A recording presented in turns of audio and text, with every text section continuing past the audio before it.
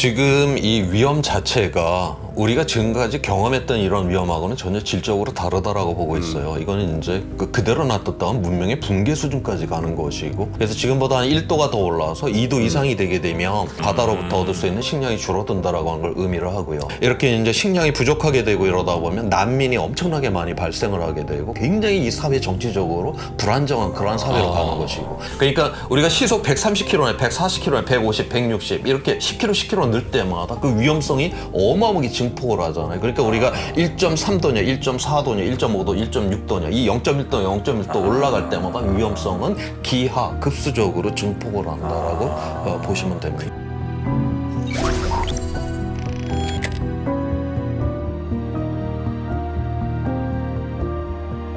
자, 근데 또 선글라스는 날씨랑 굉장히 또 민감하게 연관이 돼 있을 텐데요. 올여름 날씨 걱정하는 분들이 많습니다. 네, 선글라스가 잘 어울릴 만한 분이죠. 네. 조천호 전 국립기상과학원장님 모시겠습니다. 어서 오십시오. 네, 어서 오십시오. 안녕하세요. 네, 반갑습니다. 반갑습니다. 예. 기상청이 있고 국립기상과학원이 있나요? 예, 기상청 산하기관이 국립기상과학원이죠. 아, 네, 그렇습니다. 기상청은 발표하는 데고 예. 그 발표의 근거를 만들어서 예. 실질적인 데는 여기서 하는 거죠. 아니 실질적인 것도 기상청에서 하는데 그 실질적인 거를 하는 그 기반이 되는 연구를 하는 것이죠. 그렇습니까? 네. 저 요즘에 날씨가 아주 극단의 예측이 나오고 있는 게 MS인가에서는 마이크로소프트에서 이렇게 장기 예보 하잖아요. 거기는 7월에 이틀인가 빼고 계속 비예요. 그러니까 그리고 또 어디에선 뭐 역대급 더위라고 그러고. 인도 같은데. 이게 뭐 어떻게 해야 되는 겁니까? 일단 뭐 마이크로소프트 이야기를 하셨으니까 네. 그게 이제 뭐 7월부터 해서 8월까지 거의 매일같이 우리나라에 이제 비가 온다라고 하는 이런 이제 예보를 보여줬는데 네. 일단 그게 맞냐 틀리냐를 떠나서 합리적이지가 않아요. 그게 왜 그러냐면 네. 우리가 이제 모함이 크면 클수록 예측 능력은 굉장히 좋아집니다. 네. 그러니까 저기압이 들어왔는데 그럼 우리나라 뭐 한때 비 이러면 100% 맞추죠. 한때 비. 우리나라 전국적으로 한때 비 하면은 그건 100% 맞춥니다. 그런데 내일 서울에 몇 시 몇 분에 어느 그 지점에서 몇 미리 비가 내리냐 이거 거의 틀릴 확률이 너무 높아지죠. 네. 그래서 우리가 보통 이제 그 매일매일 날씨 같은 경우는 이론적으로다가 2주가 최대 우리가 예측할 수 있는 범주예요. 2주가 현대 과학기술로. 현대 과학기술로다가. 그런데 이제 실제로다가 한 일주일 정도의 이제 예보를 우리가 이제 사용할 수 있다라고 그렇게 보고 있는데. 장기 예보는 왜 하는 거예요, 그러면? 그런데 그러니까 그게 이제 모호해지면 예측 능력이 확 늘어나잖아요. 그러니까 우리가 이제 뭐 다음 달 이제 장기 예측을 한다. 그거는 7월 며칠 날 강수량이 얼마나 이거는 합리적이지가 않다라고 하는 거죠.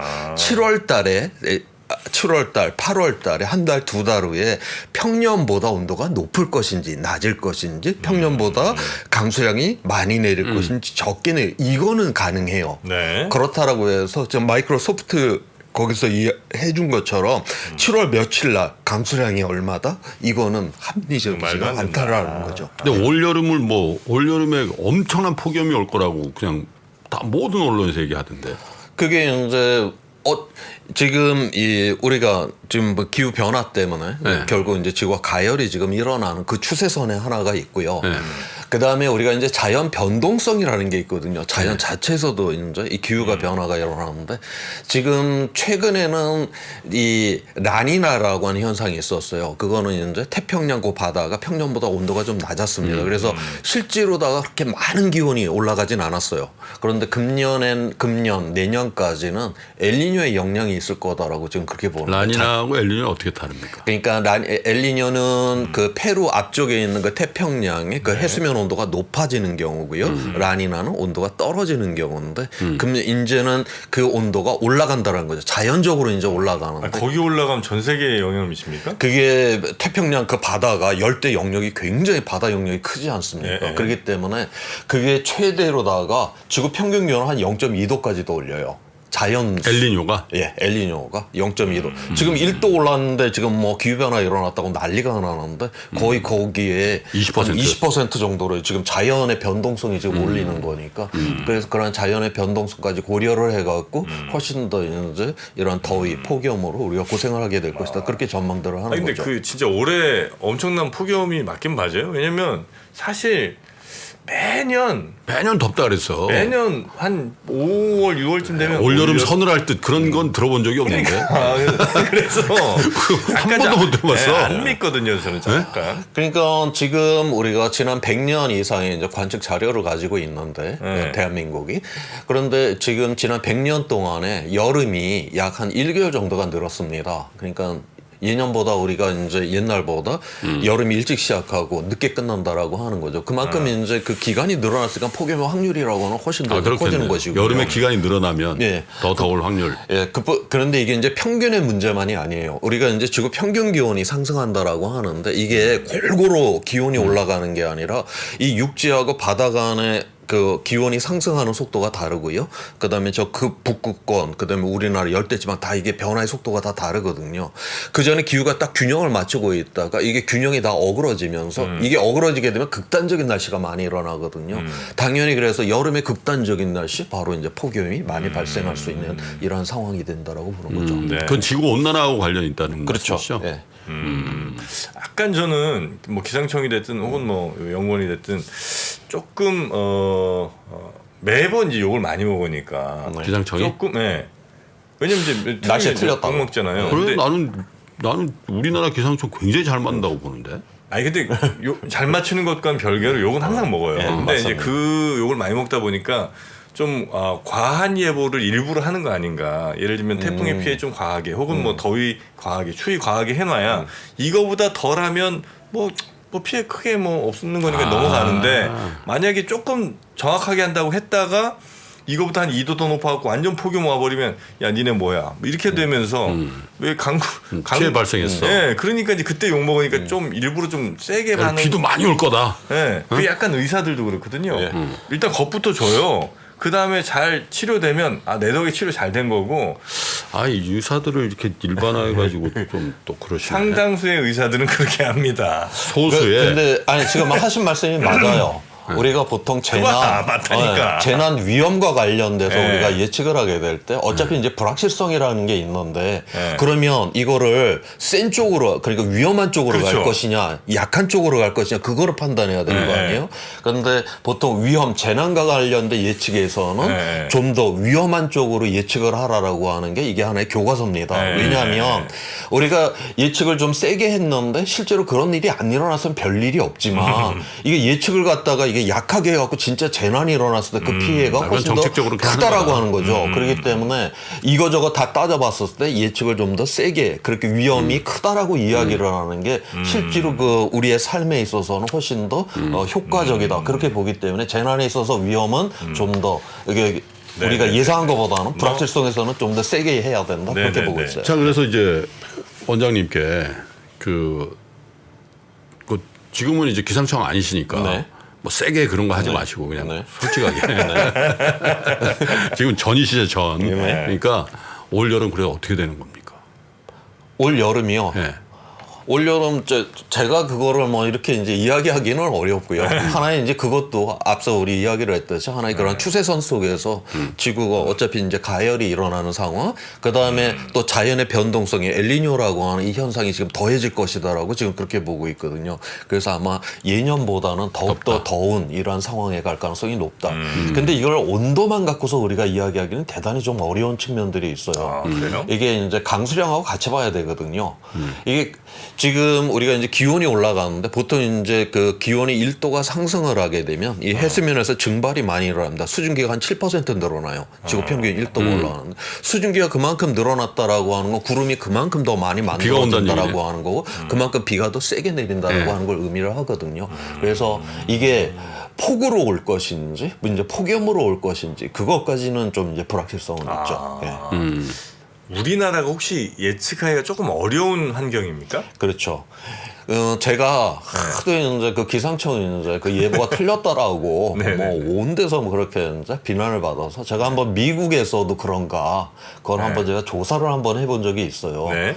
그런데 이제 캘리포니아 쪽에서는 그런 비난 기사가 제가 찾지를 못했습니다. 캘리포니아는 네. 뭐 이상 기후가 별로 없어요. 늘 뭐 그런데 이제 뉴욕은 거기 가면 보니까 이제 엄청 있죠. 거기는 보니까 엄청 뭐 있어요. 비난 기사가 제법 막 엄청 아주 있어요. 신랄한 비난 기사들이 많더라고요. 그게 왜 그러냐면 이 중위도는 편서풍이 불잖아요. 서쪽에 있는 날씨가 우리한테 다가오죠. 네. 그런데 캘리포니아 입장은 태평양에 이제 날씨가 오는데 바다가 균질하잖아요. 그러니까 네. 날씨가 균질한 상태로 들어오니까 그건 거의 퍼펙트하게 맞춥니다. 그런데 뉴욕 같은 경우는 이게 대륙을 건너서 이게 이제 이게 날씨가 오잖아요. 뭐 거기 뭐 지형이라든가 식생이라든가 이거에 따라 변질이 되면서 오니까 거기는 굉장히 많이 폭설이 틀려요. 오기도 하고. 예. 그래서 대륙의 동쪽 끝은 원래 예측력이 굉장히 떨어져요. 걷다가 우리나라는 이게 이제 대륙 끄트머리에 왔다가 서해 바다를 지나면서 바다에서 또 변질이 되면서 우리나라에 들어와 버리거든요. 뉴욕도 그렇게 틀리는 이유가 대륙을 다 지난 다음에 오데오라고 하는 거기를 지나면서 이게 변질이 되면서 들어오기 때문에 예측력이 뚝 떨어진다. 그래서 이게 지역별로다가는 그렇게 예측력이 다 다릅니다. 예. 그래요. 그리고 기본적으로 날씨 좋은데 지역이 있잖아. 네. 캘리포니아 날씨 좋잖아. 네. 최적이거든. 그러니까 날씨에 대해서 컴플레인이 없어요. 근데 뉴욕은 추웠다, 덥다 막. 근데 이제 그 캘리포니아가 지금까지 우리 좋았다라고 했잖아요. 거기는 자연의 변동성 자체가 작죠. 네. 1년 내내. 그래서 뭐 캘리포니아, 호주, 그다음에 남유럽 이런데 우리 살기 좋다라고 그랬잖아요.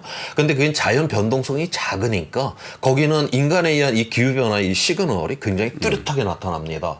우리나라 같은 경우는 자연의 변동성이 워낙 크기 때문에 진짜 이게 사람이 일으키는 기후 변화인지 뭔지가 잘 안 나타나요. 여름하고 뭐 겨울에 이 온도 그러겠네. 차이를 보세요. 뭐 어마어마 50도가 왔다 갔다 하는 나라에서 1도 변한다는 게 뭔 의미가 있겠어요? 온난화가 별로 못 느껴 우리는. 그런데 지금 보면 캘리포니아 뭐 그다음에 호주, 남유럽 거기 맨날 보면 지금 가뭄이 일어나고 산불 나고요. 맨날 산불 나고 그거는 자연의 변동폭이 작기 때문에 그러한 지역부터 이 기후 변화의 이 신호가 느끼네요. 굉장히 강력하게 나타난다라고 하는 점. 지금 열대 지방들 거기 다 여름 아니에요. 자연의 변동폭이 작으니까 이 그 열대 지방 가난한 나라들이 지금 대단히 고생하고 있는 이유도 바로 그것 때문에 그렇습니다. 뭐 예. 태평양 어느 나라들은 이제 물에 잠기고 말이에요. 그러니까. 이렇게 되면 이제 곡물이라든지 아니면 뭐 가축 네. 이런 거에도 영향을 엄청 많이 끼치죠. 그렇죠. 지금 이러한 이제 우리가 이 기후 변화에 의해서 가장 이제 신경을 써야 하는 것이 바로 이제 가뭄이거든요.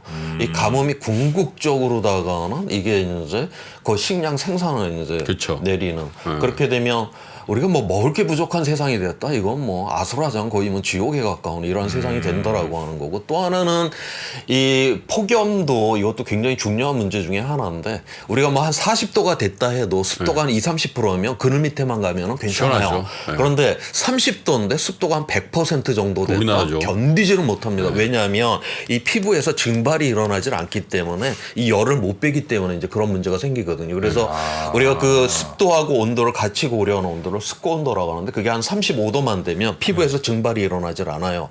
그러한 속에서는 우리 사람이 한 대여섯 시간밖에 못 견딥니다. 죽습니다. 열을 못 빼가고. 예. 그런데 지금 열대 지방들이 그러한 지역들이 상당히 지금 증가를 하게 될 거다라고 그렇게 보고 있어요. 그러면 이제 사람도 매우 살기가 어려워지고 당연히 이제 가축들도 견디기 힘들어질 거고 가뭄이 굉장히 지금 이미 뭐 미국의 밀 작황이 엄청 안 좋다는 거예요. 지금. 이제 그러한 상황들이 계속 더 안 좋아질 가능성이 지금 대단히 높다라고 하는 거죠. 그럼 지금, 거기다가 뭐 네. 하나 더 이제 더 더해서 이 기후변화 관련된 굉장한 위험이다라고 하면 이 네네. 해수면 상승인데 우리가 이제 극단적으로 온실가스를 배출하는 경우에 이제 최대 한 1m 정도 금세기 말에 물이 이제 그 상승을 할 거다라고. 1m요? 예, 1m인데.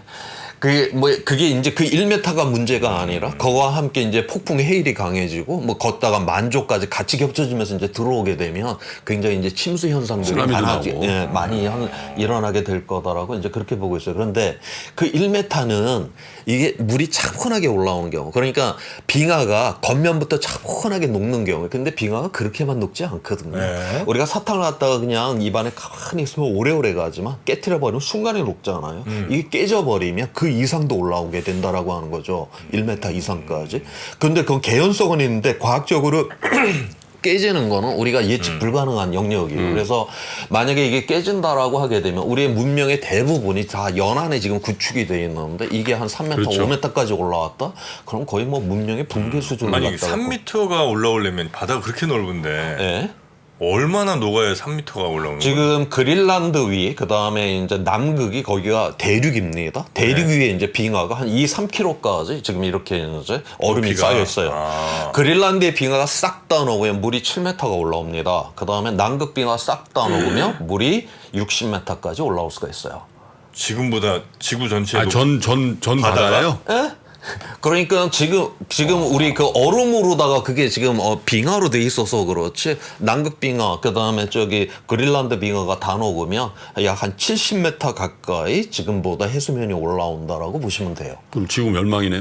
그렇죠. 지금 서울의 해발 고도가 지금 38m인가 그러니까 뭐 더 이상 뭐 볼 게 없는 세상이 되는 거죠. 네. 근데 이제 그렇게까지 다 녹지는 않고요. 네, 그 네. 일부인 3m 이 정도는 지금 현재 이론적으로다가는 최대치 1m라고 보고 있는데 충분히 깨지면 이게 3m, 5m까지도 아, 그럼 뭐 올라온다라고 저 보는 거죠. 해안가에 그 집 좀 조심해야 되겠네. 지금 뭐 플로리다 이쪽에 장기적으로. 해안가 그 대저택들 그 경치 좋은 그것들 그러니까. 뭐 난리도 지금 나지 않았습니까? 아 그러니까 그러겠는데. 부동산에도 영향을. 아 당연하지. 당연히요. 이게 방벽을 쌓으면 뷰가 없어질 거고 답답해지는데. 우리나라는 그런데 이제 산악지대로 돼 있기 때문에 그렇게 이제 치명적인 뭐 그거 우리나라는 그래도 이렇게 급경사로 예. 저거 했기 때문에 좀 다행이네. 예, 그렇죠. 그런데 이제 뭐 샹하이 뭐 이런데 뭐 암스테르담 뭐 베니스 뭐 이러한 데들은 한 1m만 올라가도 대단한 피해를 보게 될 거다 지금 그렇게 보고 있어요. 베니스 같은 데는 그러겠네 진짜. 안 그래도 잠겨 있는데. 아, 그렇죠. 아니 그러면 이제 그 갑자기 이제 기후 변화 얘기에 또 우리 환경 얘기를 안 할 수가 없어서 지금 우리가 하고 있는 여러 가지 환경을 뭐 보호하고자 하는 노력이라든지 뭐 이런 것들이 많이 부족합니까? 엄청 부족하죠. 아, 이게 그래요? 엄청 부족한 것이고 그러니까 지금 현재 우리의 문명의 기반이 화석연료를 기반하고 있잖아요. 이 문명 자체, 이 화석연료 문명 자체를 바꿔야 될 정도인데 우리가 지금 그렇게까지 변화를 일으키고는 대응을 하고 있지는 않으니까 너무나도 지금 부족한 상황이다. 그렇게 보고 있어요. 네.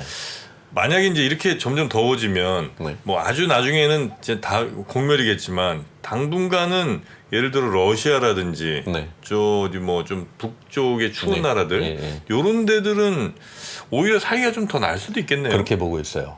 그래서 지금까지 네이처 논문에서 이제 나온 거로 봐서 지금까지 일어났었던 지구 가열로다가는 네.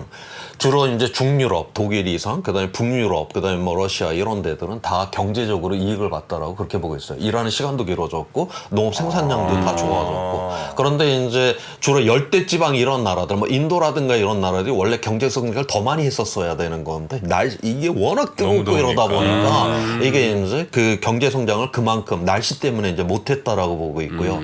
지금 최적의 경제 성장을 하는 그 온도 범위가 13도에서 15도, 1년 평균 온도가 네. 거기에 속한 나라가 어느 나라냐? 미국, 중국, 일본, 우리나라와 같은 나라들이에요. 이런 나라들은 아직까지는 그렇게 큰 피해를 안 봤다라고 봐요. 경제적으로. 그런데 여기서 이제 기온이 올라가게 되면 우리는 최적점에 있기 때문에 네네. 지금부터 올라가게 되면 경제적으로다가도 이게 이제 떨어지게 될 것이다. 그렇게 보고 있죠. 네. 아, 일본도 그러면 좀 쉽지 않겠네요. 그죠? 우리보다 좀 더 밑에 있으니까. 그렇죠. 아우 일본 지금 동경 여름에 엄청 습하고 더워요. 아, 그래요. 이게 이제 더운 게 꼭 그러니까 말씀하신 것처럼 온도만이 뭐 35도 이것만 중요한 게 아니고 습도가 또 얼마나 따라주냐에 따라서 인간이 견딜 수 있는 것들이 이제 달라진다는 거죠. 네. 근데 이제 우리가 그런 얘기 한 지 오래됐거든요. 야 봄은 왜 이렇게 짧으냐? 가을은 있는 거냐? 아, 겨울하고 여름밖에 안 남는다. 근데 그거 굉장히 중요한 게 사계절이 있으면서 여기 산업에도 굉장히 그 좋은 영향들 많이 주거든. 특히 의류 산업이라는 거. 맞습니다. 간절기 옷도 입어야 되고, 봄가을. 그지? 네. 스프링 뭐 썸머 시즌 또 나왔다 뭐 이렇게 되는데 그래서 사실 캘리포니아 가면은 옷 장사가 전혀 안 돼요. 왜냐면 면티만 면티 하나 입고 그냥 1년. 그러니까 그 뉴욕 가야지 옷 장사가 잘 된다고. 근데 이제 그런 이제 간절기가 없어지는 것들은 정말 심각한 겁니까? 그러니까 간절기가 없어진다라기보다는요. 그러니까 여름이 늘어나고 겨울이 줄고 있어요. 실제로 이제 봄과 가을은 그 기간 자체는 변화가 없는데 네. 예년보다 봄은 빨리 시작하고 일찍 끝나고 가을은 늦게 시작하고 늦게 끝나고 그래서 이 변화가 이제 일어났는데 아, 밀리는 거구나. 예, 밀리는 거죠. 네. 이제 그러한 현상이 있고 그다음에 우리가 이제 식생을 이렇게 보게 되면 네. 이 식생 같은 경우는 이제 꽃이 피고 하는 거는 이 온도만 갖고 되는 게 아니라 일조량이라고 그러죠. 해가 비치는 시간하고 그쵸. 요게 이제 맞아 떨어져 갖고 이제 꽃이 피고 단풍이 들고 하는 거거든요. 근데 이 온도로 보면 예년보다 온도가 높아졌으니까 꽃이 피려고 했는데 보니까 아직까지는 햇빛이 그렇게 길지가 않는 이 식생 입장에서는 이게 혼돈이 되는 거예요. 그러니까 막 꽃이 봄철에 그냥 한꺼번에 확 펴버리. 이게 원래 어떤 꽃 그 날짜별로 쫙 이렇게 그 개화시기가 펴야 되는데, 다르죠. 예, 개화기가 다 달아야 되는데 한꺼번에 막 펴버린다라든가 막 이런 혼돈의 상황으로 지금 들어가고 있는 이러한 측정들도 또 보이고 있습니다. 그래서 간절기가 줄어든다기보다는요, 여름이 길어지는 거군요. 예, 여름이 길어진다라고 보시면 될 것 같아요. 예. 여기 대한 대책들을 예를 들면 뭐 기상청이든 혹은 뭐 우리 뭐 당국들이든 잘 좀 해나가고 있습니까? 아니면 좀 뭐 많이 부족합니까 거기도? 지금 현재 수준으로다가는 엄청나게 부족하다고 그렇게 보고 있죠. 우리가 전 세계적으로 1990년 이후에 이제 유엔에서 이 기후 변화 대응을 하기 위해 갖고 지금까지 큰 회의를 27번이나 했어요. 네. 그런데 1990년 이후에 화석 연료로 인한 그 태워 갖고 지금 온실가스는 67%를 지금 늘려놨거든요. 그렇게 열심히 회의를 하면서도 왜냐하면 이 화석 연료 산업 자체가 어마어마한 하나의 이제 그런 어떤 산업이고 기득권이죠, 기득권의 기득권. 문제이고 그러다 보니까 이거를 우리가 오히려 줄이지도 못하고 오히려 지금 늘리고 있는 이러한 상황이다. 그런 측면에서 이제 그러한 이제 위험성이 있다라고 보는 거죠. 우리 저 원장님은 투자도 하세요? 아니요. 안 하세요? 아예 안 하세요? 예. 그러시구나. 못하게 돼 있나요? 아니요. 그건 아니죠. 저 은퇴됐는데. 그렇게 뭐 이렇게 단언을 하세요. 아니 그러니까 그쪽에 별로 그렇게 능력이 잘 없어요. 아니, 왜냐면- 예전에 한번 해봤는데 야 이거 내가 할 일이 아니다라고 깨닫고서 예, 한번 물려본 이후로다가 다시는 안 날씨도 합니다. 맞추시는데 뭐 주식을 못 맞추시겠어요. 아닙니다. 날씨도 못 맞추고요. 주식도 못 맞춥니다. 그렇죠. 뭐죠? 벌이 진짜 지금 엄청 사라지고 있는 거 맞습니까? 예, 뭐 그렇다라고 해요. 꿀벌? 예, 예. 그럼 이제 당연히 수분도 잘 안 되고 네. 그러면 또 역시 농작물에도 당연히 예. 전 세계적인 피해가 있을 수밖에 그것도 없는 거고요. 굉장히 위험 요인의 하나로다가 지금 그렇게 보고 있습니다. 예. 뭐 하나 이게 뭐 마음 놓고 살 게 없네. 날씨도 계속해서 더워지고 있고, 그리고 뭐 예를 들면 기상 이변이라든지 뭐 폭우, 폭염 이런 네. 것들도 점점 늘어나고 그렇죠. 있죠. 저기 오셨으니까 마지막 질문을 하나 좀 예. 네. 사실 우리가 사실 우리 살기 힘들잖아. 사실 뭐 직장 나가야 되고 공부해야 되고 사업해야 되고 그러니까 사실 지구 환경을 우리가 위해서 뭘 해야 된다는 생각은 뭐 많이 듣고 해야 된다는데 솔직히 실천 안 돼요, 솔직히. 아니, 내 앞에 지금 삶이 너무 팍팍하니까 야 그렇다고 뭐 내 생에 뭔 일 생기겠냐 뭐 이런 생각도 좀 있고 근데 이제 지구 환경이라든지 기후를 이제 보시는 전문가의 입장에서 우리 시청자 여러분들이 그러면 안 됩니다. 그리고 이런 거는 꼭 하셔야 됩니다. 요 말씀을 좀 마지막으로 들어보시죠. 지금 이 위험 자체가 우리가 지금까지 경험했던 이런 위험하고는 전혀 질적으로 다르다라고 보고 있어요. 이거는 이제 그대로 놔뒀다면 문명의 붕괴 수준까지 가는 것이고, 그 다음에 이 시점 자체가 굉장히 지금 다가왔습니다. 거의 이제 금세기 중반이면 어느 정도 현실적으로 그냥 놔뒀다가는 드러나게 될 거다라고 보거든요. 그래서 지금보다 한 1도가 더 올라와서 2도 이상이 되게 되면 우리 그러면 뭐 산호초는 완전 전멸로 보고 있어요. 그만큼 우리가 바다로부터 얻을 수 있는 식량이 줄어든다라고 하는 걸 의미를 하고요. 그다음에 이렇게 이제 식량이 부족하게 되고 이러다 보면 난민이 엄청나게 많이 발생을 하게 되고 그러면은 이 수억 명의 사람들이 먹고 살겠다고 막 남의 나라 국경들을 넘나다는 굉장히 이 사회 정치적으로 불안정한 그러한 사회로 가는 것이고 그다음에 2도 이상이 넘게 되면 그때부터는 너무나도 이제 부서지고 무너지는 게 많아요. 그러다 보니까 그걸 복구를 해야 될 거 아니에요. 우리의 공적 자금이라고 하는 걸 보다 우리가 가치가 있는 사회를 만들기 위해서 써야 되는 게 아니라 부서지고 무너지는 게 뭐예요? 그러니까 뭐 홍수가 나서 뭐 떼면 뭐 이런 것들이 다 네네. 무너지고 그런 거 하는 실제로. 이런 것들이 생긴다라고 하는 거죠. 뭐 해안이 안 써도 침수를 되는 돈을 그런 데 써야 된다는 거지. 그러니까 그 우리가 그 가치를 위해서 써야 되는 돈들은 이제 무너진 거 이제 메꾸는데 다 돈을 써버리는 이런 상황들이 되는 거고 그것조차도 이제 복구조차도 이제 안 되는 상황이 된다. 그럼 결국은 문명이 이제 붕괴가 되는 이런 상황. 그래서 2도 이상부터는 이제 경제적으로다가도 더 이상은 우리가 가치를 생산하기가